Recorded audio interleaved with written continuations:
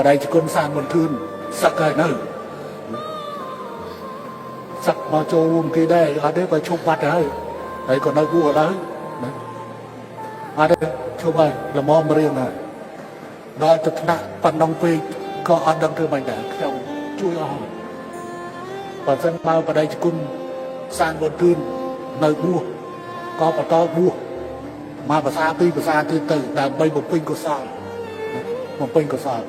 តែបើបានទៅសឹកហើយក៏បានក៏ខិតខំរកស៊ី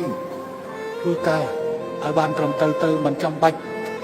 ដល់ទៅឡាយផ្ទាល់ហើយបោកចានបោកឆ្នាំងជាប្រមាណនោះគឺថាទៅមិនរួចទេខ្ញុំជួយសានបុនធឿននិយាយថ្ងៃនេះឲ្យច្បាស់មិនមែនគ្រាន់តែទិញផ្ទះទេណាទាំងឡានសានបុនធឿនទាំងឯងខ្ញុំជួយសានបុនធឿនជិតកន្លះលានដុល្លារដើម្បីកែប្រែខ្លួនសានបុនធឿនក៏ប៉ុន្តែកែបើឡើងនៅតែចឹងជំរឿនតែមួយគត់របស់ខ្ញុំគឺខ្ញុំបញ្ចប់ខ្ញុំសានបុនធឿនទៅបួសទៅប៉ុណ្ណឹងរហហើយដល់សានបុនធឿនយល់ដឹងហើយចេះទៅរកសាមខ្លួនដើម្បីកសាងតែនៅកំហុសដែលម៉ែអាណាទៅធ្វើសារព័ត៌មានតែក្រាមស៊ីមិនបានបោកចានបោកឆ្នាំងរួចហើយថាអានឹងធ្វើអីធ្វើជារបៀបម៉េចដើម្បីឲ្យល្បីអត់ទេអ្នកសារព័ត៌មានទាំងឡាយកុំធ្វើអារបៀបហ្នឹងมันអាចធ្វើរបៀបទាំងយកភាពល្បីល្បាញតាមរបៀបជីប្រចោបោកកែវបោកឆ្នាំងទេបោកកែវបោកឆ្នាំងដែលធ្លាប់មានកេរ្តិ៍ឈ្មោះល្បីរន្ទឺលោកសាពុនមីដាដាបានបង្កើនការចាប់អារម្មណ៍ជាថ្មីក្រោយលោកបានប្រកាសយ៉ាងច្បាស់ថាសម្ដេចនាយកហ៊ុនសែននាយករដ្ឋមន្ត្រីកម្ពុជានិងសម្ដេចកតេព្រឹទ្ធបណ្ឌិតតែងតែសួរសុខទុក្ខលោកនៅគ្រួសារបានផ្ដល់ថវិកាជូនលោកជាច្រើនលើកទាំងសារសរុបជារួមចូលរាប់សិបម៉ឺនដុល្លារឯណោះនេះបើយោងតាមគណនី Facebook Page ផ្លូវការជាភាសាអង់គ្លេសឈ្មោះសាពុនមីដាដាដែលជា account ផ្លូវការរបស់លោកបង្ហោះសារកាលពីថ្ងៃទី22ខែមករាម្សិលមិញនេះលោកសាពុនមីដាដាបានបង្ហោះវីដេអូនិងរូបភាពកូនស្រីក្នុងថ្ងៃខួបកំណើតរួចភ្ជាប់ជាមួយសម្លេងយ៉ាងវែងអន្លាយថាកូនស្រីនាងឪពុកសាពុនតារាពីមានកម្រិត12ឆ្នាំគត់កូនជាកូនដែលប្រកបដោយកុសលធម៌ក្រៃលែងណាស់ការកូនកាត់មកមិនទីពេទ្យមិនចុះប្រាក់ទេ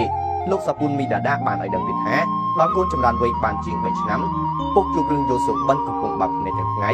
គឺសម្ដេចនាយកពុកបានតែមកសួរសុខទុក្ខហើយក៏ឲ្យគេយកប្រាក់ឲ្យ$30,000គ្រាកន្លងមកមួយអាទិត្យលោកទាំងទ្វេក៏ទេមកលេងរហូតហើយក៏ឲ្យគេយកប្រាក់មកឲ្យទៀតជាហូហែអតីតតារាចម្រៀងប្រុសនេះបានឲ្យដឹងទៀតថារហូតកូនចម្រើនវ័យបាន4ឆ្នាំសម្ដេចនាយកពុកនិងសម្ដេចម្ដាយបានប្រោសប្រទានមហាកិត្តិយសដល់ពុកម៉ែ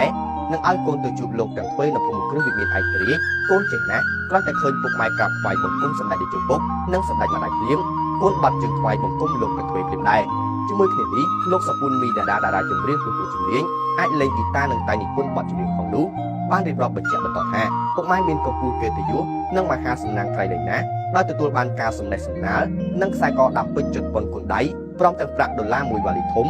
ដែលជាការប្រទានរបស់សម្ដេចទាំងទ្វេ3អាទិត្យក្រោយមកពុកម៉ែឡើងជ្រៀងកម្មវិធីបាយ័នធីវីជ្រៀងបទអក្ខរាលោហិតលោកទាំងទ្វេក៏ប្រទាន$20,000ទៀតវេលាកន្លងមកចូលឆ្នាំមហាសង្ក្រាន្តនៅសៀមរាបលោកទាំងទ្វេបានប្រទាននៅវេលាមហាកិត្តិយសម្ដងទៀតដែលហៅពុកម៉ែទៅហូបបាយនៅសិក្ខាគារអង្គរសិទ្ធិលោកទាំងទ្វេបានប្រទានប្រាក់$មួយកាបូបទៀតដល់ពុកម៉ែ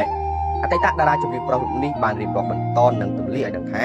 លុយ$សន្ធឹកសន្ធាប់ដែលរូបលោកបានទទួលពីសម្ដេចតេជោនិងសម្ដេចប៊ុនរ៉ានីហ៊ុនសែនគឺត្រូវរលាយក្នុងដៃលោកដោយសារតែទៅរកស៊ីមុខជំនួញដែលមិនមែនជាជំនាញរបស់លោកតែយ៉ាងណាមិញលោកមិនបានបញ្ជាក់ថាលោករលាយប្រាក់អស់លើមុខជំនួញអ្វីនោះទេ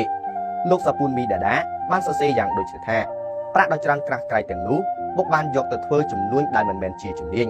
និងសេចក្តីធ្វើប្រហែសរបស់ពុកផងនោះក៏ខាត់បងជាបន្តបន្ទាប់រហូតអស់ពីខ្លួនពុកពោលរៀបរាប់នេះគឺឲ្យកូនគោរពស្មោះត្រង់ចងចាំជានិច្ចតបស្នងនៅមហាគុណដែលសម្ដេចនាយកតាននិងសម្ដេចយីផ្ដល់ឲ្យគ្រួសារយើងហើយក្នុងដំណើរជីវិតចូលកូនកុំធ្វើជំនួញអ្វីដែលយើងមិនចេះនិងកុំធ្វើប្រហែសឲ្យសោះព្រះពុទ្ធអង្គមុនបរិនិព្វានបានត្រាស់ថាមនាលភិក្ខុទាំងឡាយចូលញ៉ាំងជីវិតនេះឲ្យប្រព្រឹត្តទៅដោយកុំប្រហែសឡើយ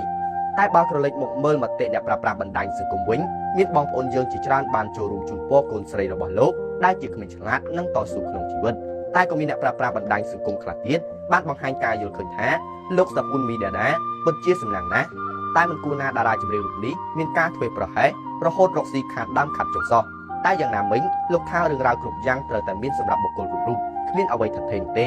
ចំណែកបងប្អូនអ្នកប្រើប្រាស់បណ្ដាញសង្គមខ្លះទៀតបានពោលអបអររីករាយថ្ងៃខួបកំណើតកូនស្រី នឹងនិយាយថាការលើកឡើងរបស់លោកសាពុនមីដាដាគឺនិយាយមកមានន័យណាស់តែទោះធ្លាក់ខ្លួនបែបណាក៏ដោយក៏លោកមិនគួរឲ្យប្រពន្ធកូនដើរដេកតាមវត្តដែរនេះឬការទទួលខុសត្រូវរបស់ឪពុកដោយលោកយ៉ាងណាមិញចំពោះសម្ដីដែលតារាចម្រៀងប្រុសលោកសាពុនមីដាដាបានបង្ហោះនេះយើងនៅមិនទាន់ដឹងថាជាការពិតឬយ៉ាងណាទេហើយក្រុមការងារនៃកម្មវិធី60បឺរបស់សារព័ត៌មានកោះសន្តិភាពបានព្យាយាមតាក់ទងទៅកាន់លោកសាពុនមីដាដាដើម្បីឲ្យបានព័ត៌មានលម្អិតផងដែរក៏ប៉ុន្តែគ្មានការឆ្លើយតបត្រឡប់មកវិញឡើយដូច្នេះមានតែរងចាំមើលបន្តទៀតខ្ញុំបាទរៀបរាប់ពីកម្មវិធី60